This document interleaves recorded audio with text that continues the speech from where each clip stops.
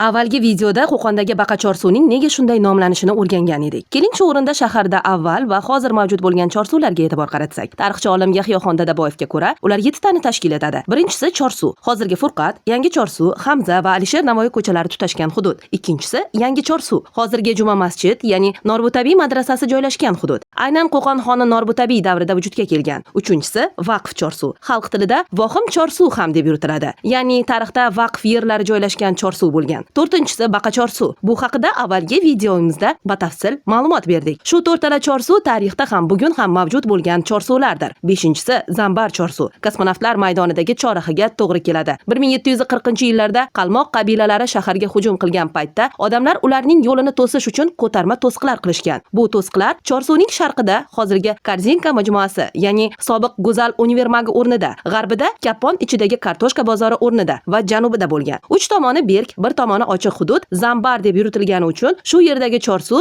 Zambar chorsuv nomini olgan. 6-chorsuv bu Takiya chorsuv bo'lib, hozirgi Sobir Abdulla mahallasidagi xalq tilida ayrilish deb ataladigan choraxiga to'g'ri keladi. Takiya deb Darveshlar makoniga aytilgan. 7-chisi Rayhon chorsuv, hozirgi Quduqlik va Don kombinati oralig'idagi hududga to'g'ri keladi. O'tmishda o'sha yerdagi choyxonaning atroflariga rayhon ekish an'anaga aylanganligi uchun shunday nom berilgan. Bu kabi qiziqarli ma'lumotlarni sahifamizda kuzatib boring. Obuna bo'lishni unutmang. Videoni esa tarixga qiziqadigan tanishlaringizga jo'natib qo'ying. Biz sizga eng qiziqlarini ilinamiz.